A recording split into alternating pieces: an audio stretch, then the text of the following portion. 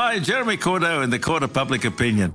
I'm just on air here to let you know that we'll be live streaming the Court of Public Opinion every Friday between 9 o'clock and 12 on jeremycordeaux.com. Please join us. We'd love to have you. You're listening to Davo, Tom and Callum, the podcast. Most local footy pre-seasons kicked off within the last 2 weeks. Yep. And I said to you guys before, I ended up skipping out last week and I went to my first training last night, but I made a grave error. Yeah, so like you're regretting potentially, going to the training at all? Not the training, what I did beforehand though, is what I'm regretting. I mean, this is so grave, I've possibly ruined my Christmas day. Oh no. Yeah. And this all starts because training kicked off at about 6 o'clock last night, and I decided, because I hadn't eaten much in the day, I'll have a quick, light dinner beforehand. Yeah. So what do I get? I had a seafood basket. A seafood basket before exercise? You crazy? It's not necessarily light, is it? No. I got carried away on the prawns, and this is all about half an hour before training as well. And I'm assuming, because it's a seafood basket, I don't know where you got it from, but is it pretty heavily battered? Oh, yeah. So it's not like, when We're you get... talking crumbed everything. Right, so it's not when you get a nice little touch of batter on the salt and pepper squid, it's quite light and airy. This is thick, heavy batter over fish, oily as hell. How many prawns do you reckon you went through? About 12. Oh my God! So you've eaten a family of prawns? Yeah. Were you generation. stealing from some other family's basket as well? How many prawns did you actually pay for, and how many did you eat? There was about 12 on the plate. Yeah. And I ate the whole lot. And you're the only person eating the basket? Yeah. So you weren't even with mates either? Nah. A pretty gloomy session at Barnacle Bill or something? So I've had this seafood basket and I've got about 20 minutes to make it to training. So I'm like, oh God, go there on a full tum. And the thing about pre-season is it's a hell of a lot of running. Yeah. Well, right? it's a lot of what you're doing as opposed to drills and things like that. It's mainly just trying to get you fit before the season starts. So it's just mainly running. And I learned something pretty fatal last night. And that is, running and seafood is not a good mix. Yeah. I mean, anyone could have told you. Anyone. So I get about halfway through the sesh, and I've already had a few scares earlier on. But I've hit the halfway point, and we've just done this long run. Just did about 1,200 metres back and forth non-stop at about a 70% rate. So I'm giving it my all. And just as that finishes...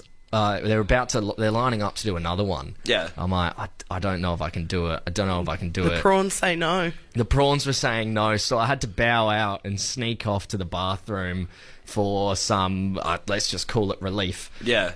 And as I'm in the bathroom, it's not going well for me. It got so bad that at one point I got a little lightheaded, then my vision went all black and I fell over. Really? And from a seafood coma? A seafood coma. And then a couple minutes later, I came back to it. I stood up, and then I'm like, oh no. And I've done the whole process again, lightheaded again, vision gone black, and I've fallen over again. Finally, I've gotten up, and eventually I was able to rejoin the group and finish off training, but not before I had already ruined prawns for myself. 7 days away from the big day, the day where you have lots of prawns. I don't know if I can eat another prawn ever again. I mean, I'd say that was the family of prawns' last revenge. You ate their grandma, grandpa, grandkids, and family in between, mate. I mean, that is a terrible aftermath, though, because we even said, last week, the best things about Christmas are, say, the ham and especially the prawns with that seafood sauce. But a lot of people do like them, Davo. I know. And, they're a popular big hitter. So for that to be ruined on Christmas Day and watching everyone else see the prawns, it's going to suck. That's the thing. We usually get a couple kilos of prawns. Yeah, full bags. You have a lot at lunch, and then you carry on the rest at dinner time. Boxing Day as well. Few in it's between. Boxing Day, yeah. I don't know if I can do it. You don't think you could do one?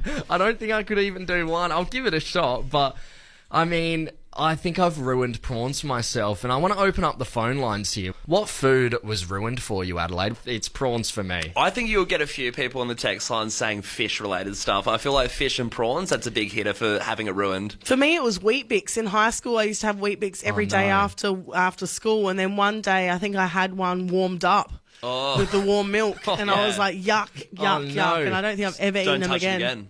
That's awful. Do you need a hug? I love Weet-Bix. I'm all right, mate. Heaps of different things on the text line of foods that have been ruined by from people. This one here, someone said, I ate hard-boiled eggs constantly for a period for about a month, and then one day had one that was slightly runny, smelt it, and I haven't looked at an egg since. Eggs are a funny one. I think eggs can be, if you do overdo an egg, you're done with it for a while, I'd say. Yeah. I had a point where I went about 5 years not touching eggs, and now I'm back on the egg train. Yeah. But, If you've ever had a poached egg that isn't cooked quite right, you're devastated by it. Yeah. That'll put you off for a couple of months. There is a thing called the egg ick that people get, and it is just, when there is like a smell to it or like a feel, and, it does put people off. It's meant to be like a phenomenon, for sure. Got another text here. It goes, Paulie here, ruined my favourite, a Coles hot chook after eating an entire one under the influence before. I knew I was full, but kept going. Now the smell of one gets to me. Wow. Yeah, chicken's another pretty offensive one that can be off-putting. Yeah. That's a horrible outcome, though, not being able to go into a chicken shop. Yeah, the bachelor's handbag off the cards. And I wonder if it affects, other things like, chicken crimpies or things that have that artificial chicken flavour with it. Hope not. What about this one here? It says, I can't drink milk without thinking about cows' pink udders. Oh. It's foul. I used to love it, but after visiting a dairy farm, nope. Yeah. One of those, you see it in action and then you just, it does put you off. And someone here, this one's real gross, and I've seen a video of this before, but someone said seeing a real balut in Vietnam put me off eggs for a long time, and then they explained it's the fertilised egg that they eat over there, so it's when the bird is still in the egg. Oh, yeah. And then they eat that. Nah. Yeah, I've seen that. Hey, we're going to head to the phone lines. We're going to Selleck's Beach. We got Talaire on the line. Talaire, good morning. How you going? Good, how are you? Yeah, good, thank you. Hey, Talaire, how old are you? I'm only 11. 11 years old, and you've already got a food ruined for you. That's no good. Yeah. What is it? It's gelatin. Gelatin. See, I feel like that's no good for a kid as well, because as a kid, I loved jelly. Yeah, so are you telling jelly? us, Talaire, you can't eat jelly anymore? No, I cannot. Oh, that's no good. What ruined it for you? Well, I thought jelly was just sugar and water frozen. Yeah. And then I found out it had pig products in it. Yeah, it certainly does. I mean, your mum's not going to appreciate this, but it's also in everything else, babe. So, Well, you wanted to not eat anything? You wanted to starve? Talaire, don't listen to Davo. You just keep doing you. Avoid jelly, but eat everything else, all right? Yeah. Good on you, Talaire. Hey, let's go to... We've got Taylor for our workday on the line. Taylor, what's going on? Morning, guys. That poor girl's never going to eat jelly or anything ever again. I actually, look, for context, I'm not a big drinker, and a couple of years ago, I got involved in the Christmas drinking celebrations, drink responsibly, of course, and I got alcohol poisoning. Oh, and the no. next day, I decided to eat some air-fried broccoli for some reason, and I spent the next 48 hours throwing that up. So for 2 years, I haven't been able to eat broccoli. That's horrific. I mean, air-fried broccoli. I feel like you're living a kid's dream, not being able to eat broccoli. Yeah, and you've got a good excuse for it as I finally well. started to like it. It's the only green that I eat. Now I can't even eat that. oh, yuck. Yeah, that's an odd choice after a big night. What do you put on air-fried broccoli? Like, are you slapping it with a bit of oil or, anything on top of it? A bit of butter, a bit of salt, a bit of oil, but never again. Never again. Right. It sounds like it could be alright. I mean, I'm kind of salivating over curious. here. All right. I get older. The Davo, Tom, and Callum podcast stays the same age.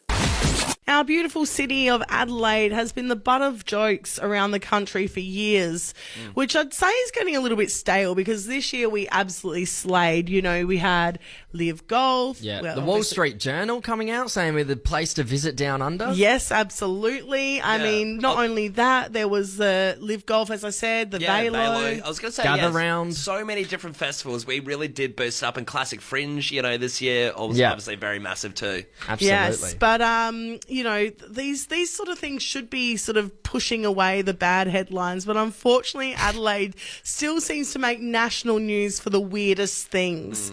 So I thought I'd go through a few of them that have popped up over the year. So first things first, I want to talk about the Sam Smith concert in McLaren Vale. Of course, it made national news not only for the 34 million marketing costs, but the fact that an influencer peed in the crowd mid-concert. Heard a lot about that. But that whole concert, let's shun that one. Let's forget about it. Put a black mark over it and just pretend like it didn't happen. I like how the peeing incident circulated not only through the news but through people we knew that went to the concert as well. Yeah, it was quite close to home. But yeah, definitely a bit of on a different note, I guess. It was kind of cool that Adelaide got the first. We had the pick of that concert. No one else got it. I know, but the point is that the national news said that an influencer peed on the ground. I know the peeing is still a thing. For all we know, that influencer could have been from Victoria. Just doing it out of spite. We also had Mick Malloy. He made national headlines talking about South Australia as he threatened to bring fruit into the state and fruit flies. That's right. Obviously, a huge no-no. Got in a bit of strife about that. Yeah, he made a huge call with that one. And then, of course, we got praised for our housing costs in a town called Andamuka. And a bloody mooka. 600 dusty k's north of Adelaide and smack bang in the middle of nowhere. Some people have said it looks like a dump site. So that was on the project. Yeah. We had Sam Taunton talking crap about our state. I feel like Adelaide is just. I feel like it's at least it feels like once every few months it's the jokester on the project, whether it's Sam Taunton or it's Peter Hellier, and Adelaide gets the piss taken out of us. Well, that's just it. I mean, they're talking about this mining town. They're highlighting all these beautiful people that live there, but then they bring this up. There's quite a few artists here of different sorts. So we've got a guy who calls himself Cal the Stoner. He works in stonemasonry, okay? Then we also had, quick one here, Fantails. They were discontinued. That made national headlines. Yeah. That was an absolute rampage in the shops. Are they back now, Fantails? I see them everywhere now. I've seen them on the counter at shops, and I'm not sure whether they're kind of, bootlegging. They've just been put on the counter, and they're the real last ones, or if they've just started making them again. I think it was just one hell of a marketing scheme. Could have been. It could have been. The biggest story out of our state this year, and I must say, like we said, there was the gather round. We had the NFL final here. NRL? Good work. Yeah. The State of Origin. The State of Origin. We also had Live Golf, all of these things here, but the biggest story to come out of South Australia this year was... Man eats raw chicken drumsticks while on escalator in Marion Shopping Centre. He had no shoes and a whole lot of confidence in his stomach. Yeah. There's a video footage of him just going hell for leather, straight out of the pack, raw chicken drummies. And for good reason that it went worldwide. Obviously, I want to defend Adelaide, but, that one was just a bit irredeemable. Yeah, like we said, that one, not only made national headlines, I think I actually got that from the New York Post. Yeah. What is going on? There's going to be a couple weird cats wherever you go, okay? We can't help it. That Marion man, he's out of the news now. Let's keep it that way. You're listening to Davo, Tom and Callum, the podcast. We're really in the season of Christmas parties, and, it's getting close, obviously, to the Christmas days, so all the work parties are happening, so that also means people are laying low. Yeah. People are, in their houses, not wanting to, maybe turning their phone off for a little bit, chucking in airplane mode, nothing. Shutting the happen. blinds. Ending the year with a real bang, Yeah, literally. And I guess this always happens, around Adelaide, I guess some parties are tame, but there has to be so many parties out there where, it gets a little bit explosive. I guess people vent up stuff over the year. There's always one. It just happens. Yeah. There has to be a bit of drama going around these Adelaide Christmas parties. Well, that's just that. It's like, the end of the year has been a long, stressful year. Lots been going on, maybe tensions in the office, maybe, a bit of alcohol sprinkled in there as well. It can be absolute trouble. Yeah, definitely. And we had ours the other day, and I have to say it was fairly tame.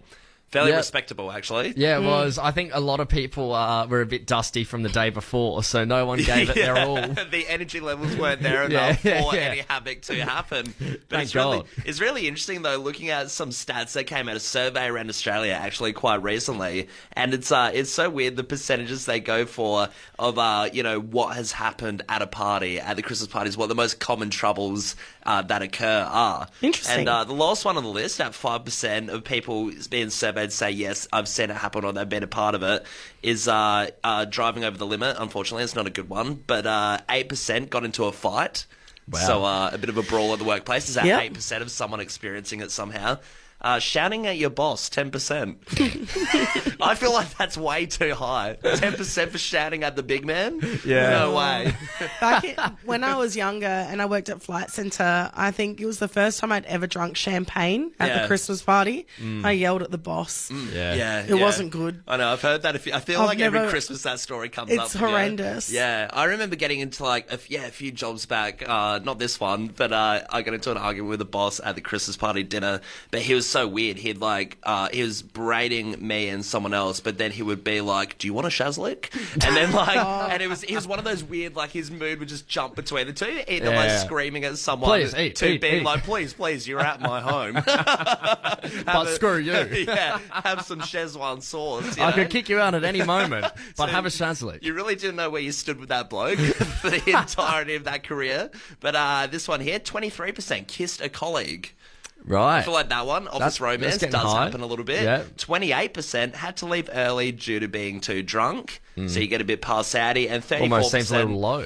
Yeah, for a Christmas party as well, and 34%, the highest that people have experienced, is embarrassing yourself on the dance floor. I mean, I don't think there's anything you could really do to embarrass yourself on the dance floor, is there? Yeah, I don't know. Maybe, I don't know. 2023 pulling out the sprinkler might not be the best idea. True. Yeah, I guess that might get intertwined with, say, kissing a colleague. They could be, I don't know, you could be a bit flirtatious on the dance floor or something. I feel like they go hand in hand a bit. You've got the rose in your mouth and you're trying to slow dance with the boss. trying to do a backflip, land on your feet, handling the rose with your teeth. Shorty asked you to get low, you couldn't get up.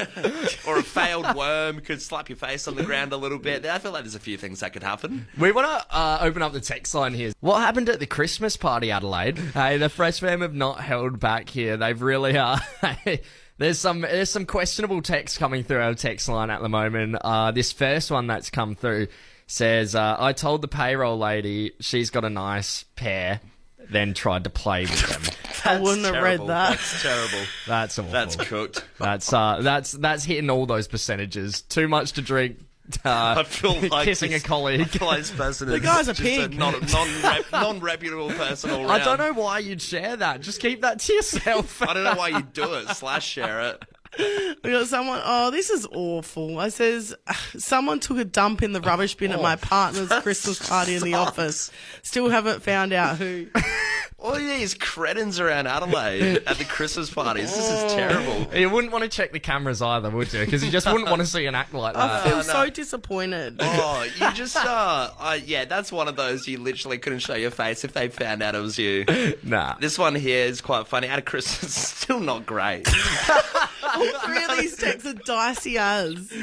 At a Christmas party at Adelaide Oval, we asked the waiter for a lemonade for my then 6-year-old son Jack. The waiter must have lost his mind because he brought out Jack over a gin and tonic. This was Jack's first attempt at trying a soft drink, and needless to say, he hated it. Have a great Christmas, gang. Tim and Jack. I mean, did his 6-year-old have a beard? What? What on earth? Yeah, tonic as well. Was it a costume party? Yeah, dressed up as Santa, full beard.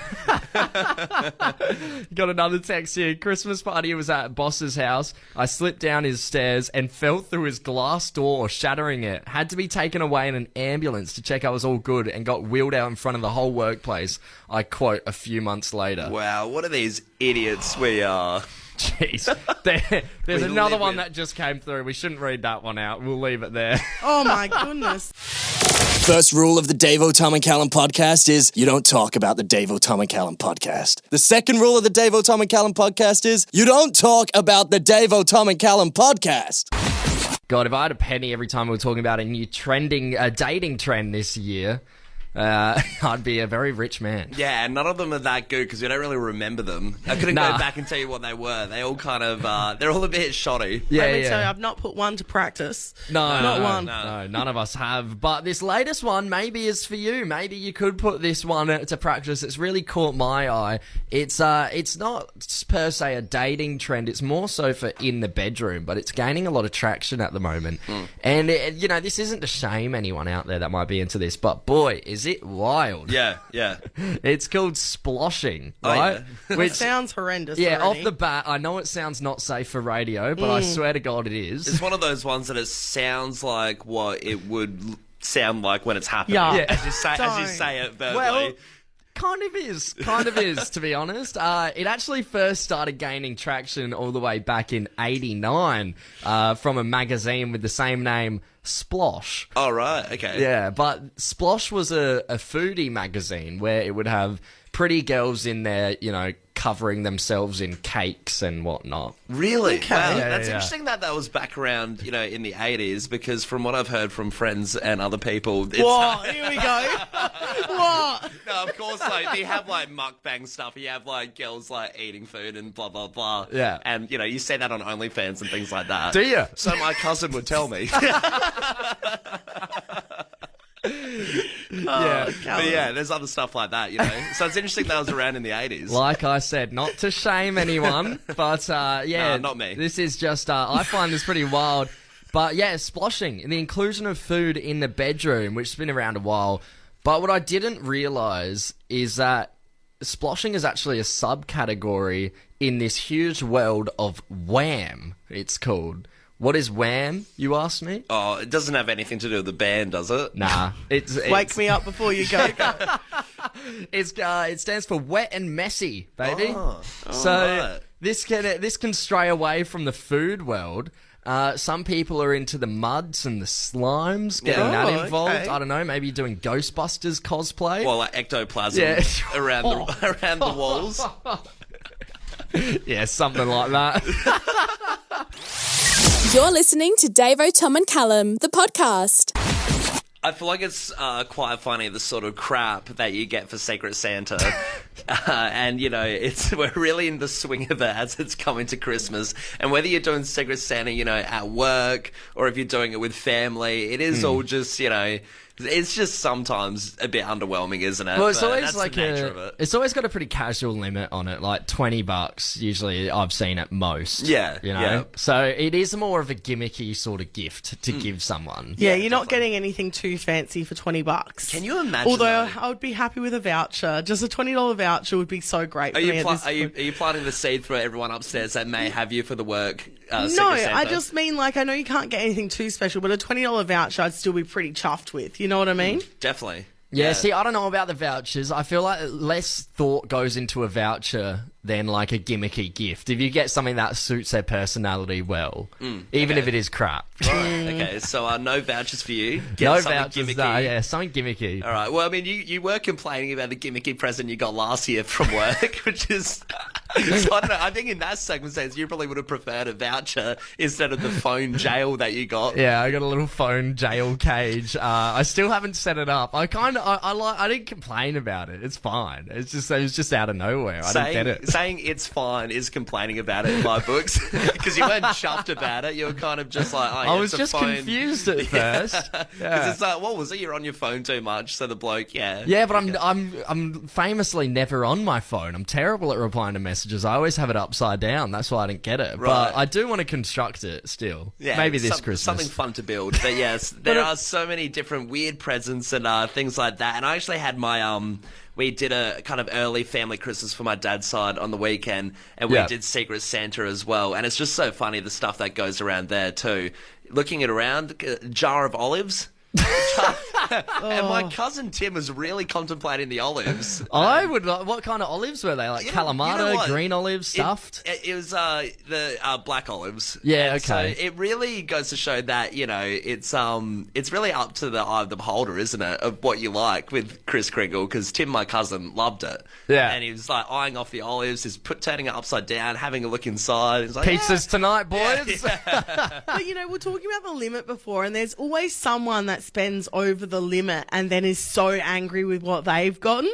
So with a family Christmas many years ago, I remember some bloke got like a Blu-ray player for someone. Jeez. Right. You know, really nice. What was the limit like for everyone like else? $30 maybe. And I don't know. he got a Blu-ray player. Because he got That's excited. overkill. But then he got a crappy little $20 fishing rod and he was furious. You know what I mean? Like, that's the other thing that can go wrong with Secret Santa is that you go rogue and then all of a sudden you're disappointed. And it's so funny as well that the person who gave him the fishing rod has no connection whatsoever to the Blu-ray player or anything else. They don't know. They don't know any better. They've just followed the rules. We had my family, my dad's family on the weekend, and it was actually insane because we play it as if you can steal from one another. Yep. So if you open up the present, you've seen it. The next person who doesn't have a present can look at that and say, "Hey, I want to steal it from you." Yeah. And then they take it, and the process goes on. Right. What was really sick, I thought, and a reason why the game is a bit controversial, is because I feel like the big rules should be you shouldn't steal from a kid. Yeah. Or my nana, who's like 97. And my Uncle Byron is one of the kids, one of my nephews, Charlie, is like probably 5 or something. Yeah. He's opened up his present, and it's a box of favourites. Perfect. So he's chuffed. Like, he's 5 years old, like a box of favourites, it's killer. Yeah. Uncle Byron looks at it and he's like, does he even eat chocolate? Well, does a 5-year-old eat chocolate? Yeah. He's like, I'm kind of eyeing that off. Looks pretty good. I do like chocolate. He takes it from Charlie, takes that chocolate, and then he literally says, it's like taking candy from a baby. Loved it. Terrible dude. Did you get a crappy Secret Santa gift? I want to hear the worst one going around Adelaide. I mean, specifically at that family one that I did, it was, I got wine glasses. So it wasn't the worst thing in the world. It's all right. It was Great. middle of the range, yeah. Yeah. Yeah, and I mean, so many around Adelaide have got some shocking gifts. There's one text here that says, I got given a sex toy at my workplace Secret Santa. That's crazy, isn't it? Because, you know, they're always in a group setting, obviously, and, you know, in a work environment, they're always quite big, so... Yeah, it's a bit of a dicey one. Wait, are you laughing because you gave someone a sex toy last year? Yeah, for the work one. Yeah. And then they swiftly returned it back to me. Yeah. Oh, yeah. Well, they had to. They were in public. They had to return it. I'm not sure whether they asked for it back under covers. After hours. Yeah. Someone said, I received a prank prescription for anti-arsehole pills, which isn't the worst thing. I can be a bit of an arsehole. I got the boss a slice of humble pie, baked it myself, quit 3 months later. Yeah, that's someone who has been ready to quit for months and months before that. What about this text here? It says, my worst Secret Santa gift was a set of tumblers with scantily clad women on them. When you filled them with an icy drink, the ladies' clothes disappeared. Yeah. Are you from the that's 90s? Great. That's... What are you, we're asking for the bad Secret Santa gifts. That sounds great. These are all reminding me as well. I remember seeing someone else's Secret Santa and they got a mug that had, it was like a novelty mug that said, I don't have anger issues on it, but it had, you know, a bit of a notch taken out of the mug. So it was broken, so it looked like you'd smashed it. So the idea is that you do have anger issues. The guy literally opened up the mug, took a look at it, he's like, what do you mean? And then the girls... Then he smashed the mug. And then the dude had to explain, like, oh, it's because you're angry. And he's like, I'm not angry. And then I proceeded to berate the guy about the gift. Hey, we're going to cross over to Hillbank. We got Liam on the line. Liam, mate, did you get a bad Secret Santa gift? Yeah, how are you guys? Basically, I had done Secret Santa with the family and a couple of the family members I hadn't seen for years. Mm-hmm. And one of them had decided to buy me a pair of underwear that were about 3 sizes too small and spelled my name wrong. Wow. Oh, how'd they spell it? Liam seems like a pretty, universal way of spelling it. Well, I'm assuming they used to pronounce it Liam, so they Liem. Is how they had it. Right. Wait, when you said the name was spelled wrong, the name wasn't on the undies. You're talking about being on the card, right? Yeah. I wasn't sure if it was one of those, like you write the day on the back of the undies or something. Yeah, the L's backwards. Yeah. Sorry, I don't usually write on undies. Oh, good on you, Liam. Sorry to hear, mate. That sucks. Hey, let's go to Leanne. Leanne, have you got a terrible Secret Santa gift? Hi, yeah, I was given a box of cling wrap. Cling wrap? What for? Apparently, he thought it was a cool type of cling wrap from America that we can't get here in Australia. Oh, How boring is this guy? Oh, this guy in the office. This isn't actually a very nice cling wrap from America. Tupperware for next year. I did use it. Yeah, what was the limit for your Secret Santa? $25. $25 and he's got your cling wrap. And there was nothing else. No, there was a box of chocolate with it. Oh, You know what? You It can could be. cling wrap the chocolates. If it's $25 cling wrap, though, maybe the person does have a point. It could be quite good. That could be some was really it good? special cling wrap. Yeah, was it good cling wrap? Did you get through it all? I did use it all, but I've gone back to using just normal cling wrap that we get here in Australia. Yeah, Yeah, fair nah, enough. good stuff. Yeah, there's bougie. there's no need for $25 cling wrap, is there? First you get the sugar, then you get the power, then you get the Davo, Tom and Callum podcast. We're heading over to Japan because there's a new celebrity there that's driving the ladies absolutely wild. His name is Shibani. He's been described as alluring, too handsome, impressive muscles, a hairy heartthrob, and he can also be described as a gorilla. Windmill for the land. And yes, I mean the animal, the gorilla animal. He's not in the band. No, not in the gorillas. Yes, he's the new drummer. He's just hanging around Japan these days. No, well, he is a gorilla. He's in a Japanese zoo. He's been there since March, and yes, he is driving the ladies wild with 100 admirers constantly there to see him. Apparently, they all stand on the sidelines screaming, "Shibani, look at me! Over here, Shibani." What, human girls are going there? Human just, girls. Yeah, right. Yeah. So he's got a bit of attention. And where's this, Japan? In Japan. Yeah, that tracks. So, I mean, also, you can check out on... keep moving. You can check out on Twitter. The admirers are also swapping photos of him close up, showing his impressive muscles, sizzling snapshots of Shibani. All these description of this gorilla is very sexualized. Yeah. Well, like you said, he's getting so much traction. If you have a look online, he's everywhere. You know, you got a picture of him here. He's actually striking a pose in a lot of the pictures. It's very, very photogenic. What I've found a little disturbing is I've had a look at him online as well, and one of the first images that pop up if you go to Google Images, you can actually buy a pillow in the shape of Shibani. What, like a body pillow? A body pillow so you can cuddle up to Shibani every night, and his arms can go around you too. Jeez. People have gone absolutely nuts for this gorilla. I mean, he is taken though, unfortunately, Well, ladies. He's got a GF. He's got a GF. He's got a couple of kids as well. Really? Okay. Yeah, he's said to be an excellent father. Of course, he's getting accolades there as well. And someone on the zookeepers has said that he seemed to have noticed his new popularity, but he's kept it very cool. I wonder if he's sort of in his head with the turmoil, like, geez, I'm quite popular now. Do I ditch the wife and kids? Yeah. Is she punching or is she just as handsome? You know what? I'm not going to lie. This gorilla is confusing. Yeah. You guys have seen a picture of him. He's jacked. Don't try and backtrack now, Callum. You were licking your lips off Licking air. my lips at the gorilla obviously wasn't. I said that he was pretty ripped. Yeah. You said some much more disturbed things about the gorilla. Yeah, things we can't get into right now. You're listening to Davo, Tom and Callum, the podcast. We need to have a chat about Cyclone Jasper.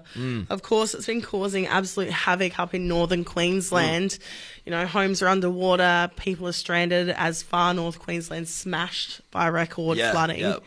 I mean, the reports have said that over 24 hours to 9 a.m. yesterday, throughout the Daintree, Mossman and Barron catchments, they had 500 millimetres of rain. Wow. Yeah. Jeez. Massive. Yeah. I mean, it's so devastating for the people of Queensland and, you know, family and friends that surround them, but it also highlights how lucky and grateful we should be to live here in SA. But throughout crisis, of course, there's always a beacon of hope and light, and that, of course, is the pub. Yeah. It's always the pub. Well, that's me and Tom's motto in Adelaide, even when there aren't floods, you know. It's We just, know. where we like to go We during know. any sort of small crisis. But yes, over the weekend, the Uramo Hotel, so this hotel is located halfway between Townsville and Cairns. They actually rebranded it as the Uramo Yacht Club over the weekend, where some incredible footage has come out. And it's all these locals that have rocked up to this pub on their tinnies for a beer. Now, you guys have seen the footage. This is the one of the most Australian things I've ever seen. All the tinnies parked by the pub, and then the camera pans onto tens and tens of people. Absolutely. Clogging up this balcony of the pub. Yeah, I love how they all turn to the camera. All of them are just cheersing, so not a frown in sight. Everyone's having a good laugh there, and it's definitely worth checking out the video. That's just it. You know, the footage is really heartwarming. You know, all these kids are on the balcony with their parents, mum and dad at the pub eating barbecue chips like nothing's really going on. But the smiles on their faces is what I really highlighted for me, because the resilience of Aussies is just absolutely incredible, and these people are making the best out of a really, really awful situation. Yeah. Definitely. I mean, I wonder if they'll do a little taxi tinny service to the pub. I mean, you'd only hope. Yeah. You'd only hope. Uber tinnies. Yeah. Hi, Jeremy Cordo in the Court of Public Opinion. I'm just on air here to let you know that we'll be live streaming the Court of Public Opinion every Friday between 9 o'clock and 12 on jeremycordo.com. Please join us. We'd love to have you.